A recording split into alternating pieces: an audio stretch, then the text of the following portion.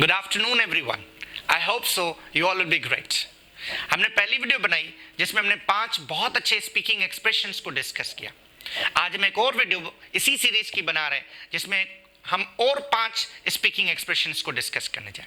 आए without wasting time हम अपने लेक्चर की तरफ चलते हैं।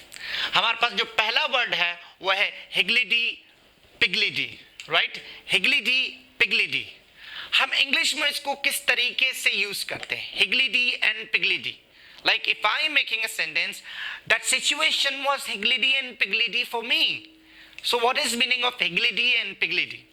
हिगलिडी एंड पिगलिडी की का जो बेसिकली मीनिंग है वो है पैनिक सिचुएशन। एक ऐसी सिचुएशन जिसमें समझ में ना आए कि क्या हो रहा है, हसलिंग वाली सिचुएशन, या जो मैंने मीनिंग लिखी है extremely worried in a situation. एक बहुत ही वरिड सिचुएशन हो, उस सिचुएशन के लिए हम वर्ड लगाते हैं higgledy piggledy. Like the word is that when fire broke out people ran higgledy piggledy. जब वहां आग लगी लोगों में, वो हम जैसे हम वर्ड इस्तेमाल करते अगड़म बगड़म मच गई या बहुत परेशानी वाली सूरत हाल मच गई, तो उसके लिए हम वर्ड लगाते हैं higgledy piggledy. I hope so you would have understood. हम चलते हैं सेकंड वर्ड के लिए। दूसरा वर्ड है हमारा goody goody. What is the meaning of goody goody? हम गुडी गुडी ऐसे इंसान के लिए, ऐसे बंदे के लिए वर्ड इस्तेमाल करते हैं जो बहुत बड़ा पायस हो, परहेजगार हो और नेकुकार हो, वो इबादत करने वाला हो, बहुत अच्छा इंसान हो, उसके लिए हम वर्ड लगाते हैं गुडी गुडी। हम जैसे वर्ड है Ali is a goody goody fellow, या he is a goody goody person. So goody goody is the word which we basically use for the pious person. Third word है हमारे पास निटविट।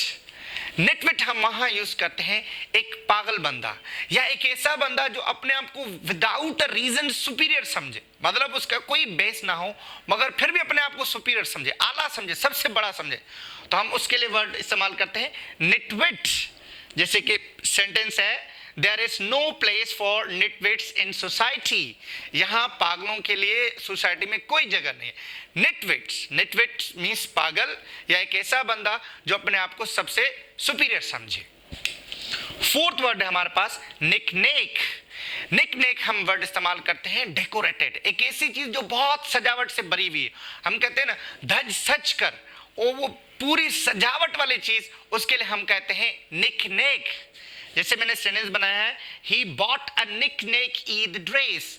उसने ईद की ड्रेस सजी या दजी सजी ड्रेस ली है।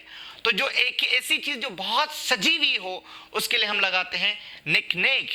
या हम कह सकते हैं the wedding hall he we can say got it was knickknack. Knickknack मतलब बहुत सजा दजा और बहुत अच्छे तरीके से डेकोरेटेड जो चीज होती है उसके लिए हम वर्ड इस्तेमाल करते हैं निकनेक।